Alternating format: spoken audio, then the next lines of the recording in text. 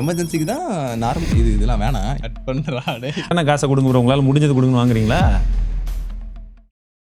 தமிழ் பேசும் அனைத்து நாளும் உங்களுக்கு வணக்கம். மீண்டும் தமிழ் டெக் செய்திகளை உங்களை சந்திப்பதில் மிக்க மகிழ்ச்சி. இல்லை சொல்லு என்ன. அதாவது ஐஃபோன் அல்ட்ரா வருது இல்ல, அதுல வந்து மேக்ஸைப் இருக்காதான். ஏன் எனக்கு தெரியுமே. இல்ல ஏன்னா சாம்சங்ல இருந்து நீங்க அல்ட்ராவை சொல்லிட்டீங்க. ஆனா சாம்சங்க்கு நீங்க நியாயம் பண்ண மாதிரி இருக்கணும், அவங்களோட மனசு கஷ்டப்படக்கூடாதுன்றனால அவங்க மேக்ஸைப் இல்லாம தான் அல்ட்ரா யூஸ் பண்றாங்கன்றனால நீங்க மேக்ஸைப் தூக்கிட்டீங்க. அதானே? அதெல்லாம் இல்லை, அது வந்து சின்னதாக வருமா ஃபோனு, அதனால மேக்ஸேஃப் வந்து எதுக்கு வச்சுக்கிட்டு அப்படின்னு எடுத்துட்டாங்க. அது மட்டும் இல்லை, வர்ற அப்கமிங் ஐஃபோன்ஸில் எல்லாத்துலேயுமே வந்து அதை தூக்கிடுவாங்களாம்.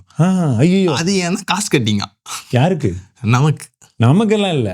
நீங்கள் மேக்ஸேஃபை தூக்கிட்டு எனக்கு ஒரு 20,000, அதாவது ஐஃபோனை வாங்குறதுக்கு ஒரு 20,000 கட் பண்ணிங்கன்னா பரவாயில்ல.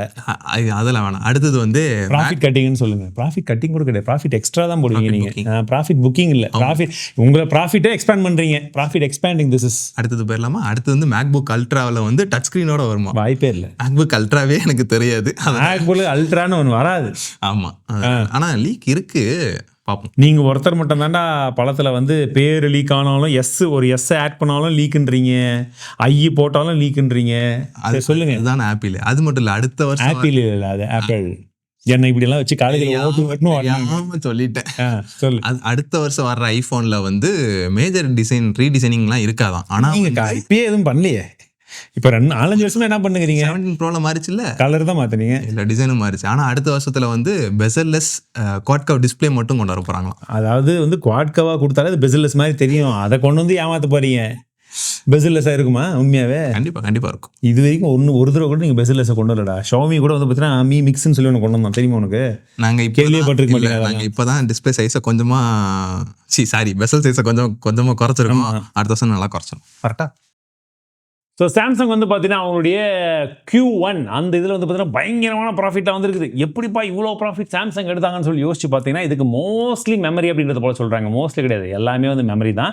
ஏன்னா ரீசெண்டாக மெமரியோட காஸ்ட்டெல்லாம் ஏறினதுனால இவங்களுக்கு ப்ராஃபிட் கொட்டுது. ஆனால் இவ்வளோ ப்ராஃபிட் வந்து என்ன புண்ணியம், சாம்சங் கேலக்ஸி S27 சீரீஸில் அடுத்ததாக வரக்கூடிய அல்ட்ரா ஃபோனில் வந்து 3x போர்ட்ரேட்டை வந்து அவங்க தூக்கிறதா ஒரு பிளானில் இருக்கிறதா சொல்கிறாங்க. டெலஃபோட்டோ லென்ஸ் எல்லாம் 3x நல்லா தானே இருக்கும், அதையும் தூக்குறாங்க.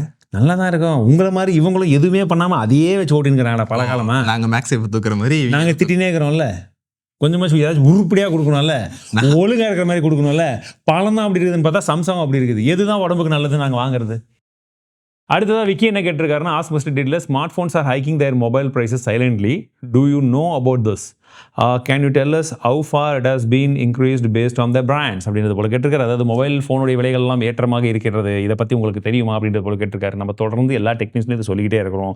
ப்ளஸ் எந்தெந்த பிராண்ட்ஸ்லாம் ஏற்றுறாங்கன்னு இப்போ ரீசெண்டாக ஒரு லிஸ்ட் வந்திருக்கு. OnePlus ஏற்றிருக்காங்க, நத்திங் ஏற்றிருக்காங்க, ரெட்மி ஏற்றிருக்காங்க, ரியல்மியும் ஏற்றிருக்காங்க. ஸோ இதில் என்ன ஒரு விஷயம் அப்படின்னா, இந்த ப்ரைஸ் ஹைக்குக்கு பின்னாடி மெமரி ஷார்ட்டேஜ், இந்த ஷார்ட்டேஜ்னு சொன்னாலுமே அவங்களுடைய மார்க்கெட்டிங்கும் ஒரு சிலது இருக்குது. இதை பற்றி டெடிகேட்டாக ஒரு வீடியோ வேணுமான்னு சொல்லுங்கள், நான் கொண்டு வரேன். ஸோ டெல்லி ஹைகோர்ட்டில் வந்து பார்த்தீங்கன்னா விர்ச்சுவலாக ஒரு கேஸ் ஹியரிங் வந்து போய்கிட்டு இருக்கும் போது அந்த செஷனை ஹேக் பண்ணி அதில் வந்து பார்த்தீங்கன்னா போனோகிராஃபி கண்டென்ட்ஸ் எல்லாம் வந்து ப்ளே பண்ணியிருக்காங்க. இதுவும் வந்து பார்த்தீங்கன்னா ஒரு மெசேஜும் கொடுத்துருக்காங்க, யூ ஹேவ் பீன் ஹேக்ட் அப்படின்னு சொல்லிட்டு.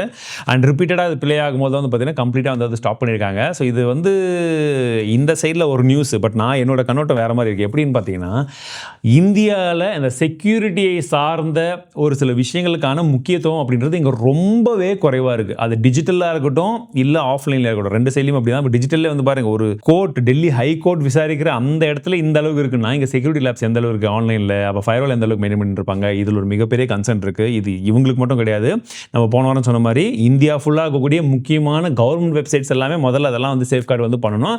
அதுக்கு கரெக்டாக பட்ஜெட் அலோகேட் பண்ணி கரெக்டான கம்பெனிக்கு கரெக்டாக வந்து எந்த ஒரு ஊழலும் இல்லாமல், அதாவது ஊழலும் இல்லாமல் கொடுத்தா கரெக்டாக இருக்கும். அண்ட் ஓப்பன்ஏஐயுடைய ChatGPT ஸ்மார்ட் ஃபோன் சீக்கிரமாக வரப்போகுதுன்றதை பற்றி சொல்லியிருந்தாங்க. ஸோ இதை பற்றி நம்ம ஏற்கனவே ஒரு ஷார்ட்ஸை போட்டிருக்கோம், இது வரைக்கும் பார்க்காதவங்க போய் பாருங்கள். ஸோ இது வந்து பார்த்தீங்கன்னா முழுக்க ஏஐ ஏஜென்ட்ஸால் மட்டுமே இருக்கும். அண்ட் அதை பேஸ் பண்ணி எல்லாம் வர்றதுனால அதுக்கான சப்ஸ்கிரிப்ஷன் மாடல் இந்த மாதிரிலாம் வந்து கொண்டு வரலான்றது போல பிளான் பண்ணுறாங்களா. ஆனால் இப்போ இருக்கக்கூடிய ஸ்மார்ட் ஃபோன்ஸ் எல்லாமே வந்து பார்த்தீங்கன்னா ஆப் ரிலேட்டடாக தான் வந்து இருக்குது. ஆப் தான் வந்து ஃப்ரண்டியர். ஆப்ஸ் இல்லைனா ஸ்மார்ட் ஃபோன் யாரும் யூஸ் பண்ண போகிறதில்ல மோஸ்ட்லி, இல்லைங்களா? அப்போ ஏஐ ஏஜென்ட்டாக இருக்கும்போது அது எல்லா வேலையும் பண்ணிடுச்சுன்னா நம்ம ஃப்ரீ ஆயிடலாம் அப்படின்ற மாதிரி இந்த ஒரு கான்செப்ட்டில் சாம் ஆல்ட்மன் வந்து டிசைட் பண்ணிட்டு இருக்கிறதா சொல்கிறாங்க. இதெல்லாம் லீக்ஸ் தான், பார்க்கலாம் சீக்கிரம் வரக்கூடிய வாய்ப்புகள் இருக்கான்னு. பியர் டு பியர் மணி ட்ரான்ஸ்ஃபருக்காக வந்து பார்த்தீங்கன்னா எக்ஸ் மணி அப்படின்ற ஒரு ஆப்பை வந்து ஆப்னு சொல்கிறதா இல்லை ஒரு ஃபீச்சர்னு சொல்கிறதான்னு தெரியல. ஏன்னா எக்ஸ் சாட்னு ரீசெண்டாக வந்து எக்ஸ், அதாவது ட்விட்டர், அதை லான்ச் பண்ணியிருந்தாங்க இல்லையா. அதே மாதிரி இலான் மஸ்க் கூடிய அடுத்த ஒரு விஷயம் வந்து இது இருக்க போகுதுன்னு சொல்லிட்டு இருக்காங்க. அதுவும் வந்து ஒரு சூப்பர் ஆப்பாக வந்து எக்ஸை மாற்றுறதுக்கு அவங்க பிளான் பண்ணிட்டு இருக்காங்களாம். ஆல் இன் ஒன் காமர்ஸ்லேருந்து எல்லாமே அதுக்குள்ளே வந்துடும் அப்படின்றத போல பிளான் பண்ணிட்டு இருக்கிறதா வந்து ஒரு தகவல் வந்திருக்கு. Let's see. ஸோ கிட்கேட்டில் வந்து நம்ம டேக் ஏதோ பிரேக் இது மாதிரிலாம் வரும்ல, அவங்க ஸ்லோகன்லாம் வச்சிருப்பாங்க. ஓகேங்களா, அதை நம்ம மனசில் பதிய வைக்கக்கூடாதுன்றதுனால நானும் கரெக்டாக சொல்லலை. ஸோ இவங்க என்ன பண்ணியிருக்காங்கன்னா, இப்போ ரீசெண்டாக ஒரு கேம்பெயின் வந்து ஸ்டார்ட் பண்ணியிருக்காங்க. ஆக்சுவலி கேம்பெயினோட ஐடியா நல்லா இருந்தது, அதனால தான் அதை ஷேர் பண்ணுறேன். தயவு செஞ்சு இது மாதிரி சாக்லேட்ஸ்லாம் சாப்பிடாதீங்க, சரிங்களா. ரியல் பிரேக்ன்ட்டு என்னடா ரியல் பிரேக் அப்படின்னா, நீங்கள் எடுங்க சாக்லேட்லாம் சாப்பிட்ருங்க, பட் அது வந்த கவர் இருக்குது பாருங்கள், அதை வந்து நாங்கள் எப்படி பண்ணியிருக்கோம்னா polyester, conductive layers and copper layer, nickel layer இதெல்லாம் வச்சிருக்கோம். இதெல்லாம் நீங்கள் சாப்பிட்டு முடிச்சுட்டு உங்களுக்கு ரியல் பிரேக் வேணும் போது உங்கள் ஸ்மார்ட் ஃபோனை தூக்கி அதுக்குள்ளே போட்டு லாக் பண்ணிட்டீங்கன்னா உங்களுக்கு சிக்னல்லேருந்து எதுவுமே வராது. நீங்கள் உண்மையாகவே பிரேக் எடுக்கலாம், உங்களுடைய லைஃப்பை என்ஜாய் பண்ணலாம், ஃபோனில் அடிக்ட் ஆகாமல் அப்படின்றத போல் ஒரு பாயிண்ட் ஆஃப் வியூ வந்து சொல்கிறாங்க. அந்த பாயிண்ட் ஆஃப் வியூ மட்டும் நல்லா இருந்துச்சு. நான் சொன்னது போல் சுகர் அவாய்ட் பண்ணுங்கள். ஸோ அடுத்ததாக நம்ம கிவ்வே வின்னர் போன வாரமே அனௌன்ஸ் பண்ணியிருந்தோம், பட் இன்னுமே அந்த வின்னர் ரெஸ்பான்ஸ் பண்ணல அப்படின்றனால புது வின்னரை இப்போ நாங்கள் ரேண்டமாக செலக்ட் பண்ணியிருக்கோம். Is the next winner. ஓகேங்களா. அண்ட் நிறைய பேருக்கு இந்த டவுட் இருக்கும்ல, எப்போ இவங்களே ஒரு வின்னர் செலக்ட் பண்ணிட்டு இவங்களே கொடுத்துப்பாங்கன்ட்டு. அப்படி கொடுத்துருந்தா நான் இந்த வாரம் புது வின்னர் அனௌன்ஸ் பண்ணியிருக்க மாட்டேன், நாங்களே எடுத்துகிட்டு போயிட்டுருப்போம். ஓகேங்களா. நம்ம இது வரைக்கும் 300-400 கிவ்வேஸ் வந்து தந்துருக்கோம், எதுவுமே அந்த மாதிரி தெரிஞ்சவங்களுக்கு கொடுத்ததே கிடையாது. ஓகேங்களா.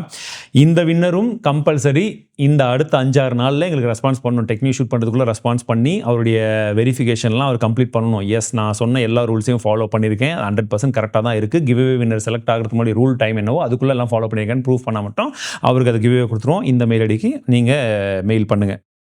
ஸோ அடுத்ததாக வந்து பார்த்தீங்கன்னா, யூஎஸ்பி டைப் சியை வந்து எப்படி வந்து ஐஃபோனெல்லாம் அடித்து நீங்கள் கொண்டு வந்தே ஆகணும்னு சொல்லி கொண்டு வந்தாங்களோ, அதே மாதிரி லேப்டாப்ஸ்க்கெல்லாம் அடுத்த டார்கெட் EU என்ன சொல்லிட்டாங்கன்னா, எப்பா நீ எந்த லேப்டாப் கம்பெனி வேணாலும் வச்சுக்கோ, ஆனால் கம்பல்சரி டைப் சி மூலியமாக உன்னோட மேக்ஸிமம் சார்ஜிங் கேப்பபிலிட்டியை நீ கொண்டு வரணும் அப்படின்ற போல சொல்லிட்டாங்க. இப்போ என்னன்னா, இதில் ஒரு ஆப்ஷன் சொல்லியிருக்காங்க, நீங்கள் இன்னொரு உங்களோட சார்ஜிங் பட்டன் கூட வச்சுக்கோங்க, ஆனால் டைப் சியில் மேக்ஸிமம் கொடுக்கணும்.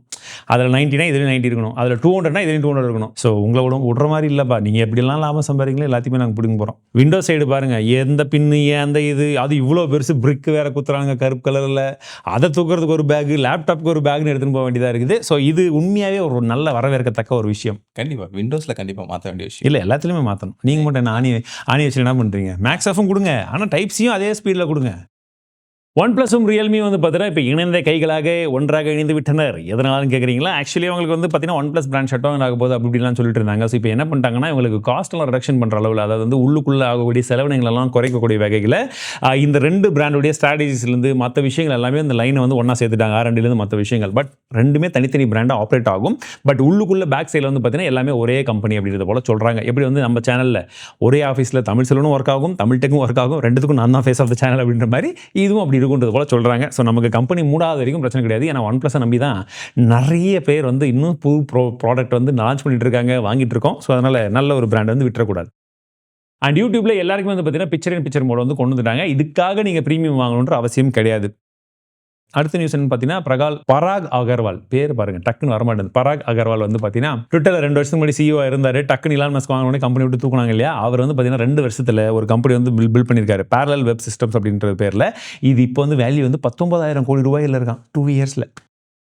ஸோ மெட்டா வந்து பார்த்தீங்கன்னா கிட்டத்தட்ட $2 பில்லியன் வந்து மானஸ் ஏஐ அப்படின்ற ஒரு கம்பெனியை வந்து வாங்குறதுக்கு பிளான் பண்ணியிருந்தாங்க. இந்த கம்பெனி சைனாவில் இருந்த கம்பெனி, அதுக்கப்புறம் அவங்க பேஸ் எல்லாம் மாற்றி நாங்கள் சிங்கப்பூர் கம்பெனியாக மாறுறோன்றது போலலாம் சொல்லிட்டு இருந்தாங்க. பட் இருந்தாலும் அவங்களோட பேஸ் R&D எல்லாமே வந்து சைனாவில் தான் இருக்குது. சைனீஸ் அரசாங்கம் தலையிட்டு இல்லை இந்த மாதிரிலாம் நீங்கள் வந்து ஃப்ரீயாக வந்து எங்கள் ஊரில் இருக்கிற கம்பெனிலாம் நீங்கள் வாங்கிட முடியாதுன்னு சொல்லி அமெரிக்கா இந்த மாதிரி பண்ணுவாங்களோ அதே மாதிரி இப்போ இவங்க பண்ண ஆரம்பிச்சிட்டாங்க. ஸோ இந்த டீல் இப்போ எந்த நிலைமையில் இருக்குன்றது இன்னும் யாருக்கும் தெரியல. ஸோ ரெட்மி வந்து பார்த்தீங்கன்னா கிட்டத்தட்ட 10,000 mAh ஸ்மார்ட் ஃபோனை வந்து லான்ச் பண்ணுறதுக்கு பிளான் பண்ணிருக்காங்க. அவங்க டெஸ்டிங்கில் இருக்குது. அடுத்ததாக 3 ஸ்மார்ட் ஃபோன் வரும்ன்றது போலலாம் சொல்கிறாங்க. ஆல்ரெடி ரியல்மி வந்து 10,000 mAh ஸ்மார்ட் ஃபோனெல்லாம் லான்ச் பண்ணியிருந்தாங்க. ஆனால் அப்போ ஒரு பயம்லாம் இல்லை, டெஸ்ட்டும் பண்ண நல்லாவே இருந்துச்சு. ஆனால் ரெட்மி லான்ச் பண்ண போகிறாங்கன்னு மட்டும் கொஞ்சம் பயமாக இருக்குது. அது ஏன்னு தெரிஞ்சவங்க கமெண்ட் செக்ஷனில் சொல்லுங்கள். அண்ட் சாம்சங் வந்து பார்த்தீங்கன்னா அவங்களுடைய ஏஐ கிளாஸ் இந்த மாதிரி தான் இருக்க போகுது அப்படின்றத போல லீக்ஸ் எல்லாம் வந்ததாக சொல்கிறாங்க. பட் இது வந்தாலுமே மெட்டா கிளாஸ் தான் வந்து டாப்பில் விற்கும். ஏன்னா அதை விட இது ரொம்ப கம்மியாக தான் இருக்குன்றது போலையும் தகவல்கள் பரவிட்டு இருக்கு. ஸோ இந்த தமிழ் டெக் செய்திகள் கண்டிப்பாக உங்களுக்கு பிடிச்சுன்னு நினைக்கிறேன். பிடிச்சிருந்தா மறக்காம லைக், ஷேர், சப்ஸ்கிரைப் பண்ணிக்கோங்க. மீண்டும் இடத்துல சந்திக்கிறேன். வாழ்க தமிழ்.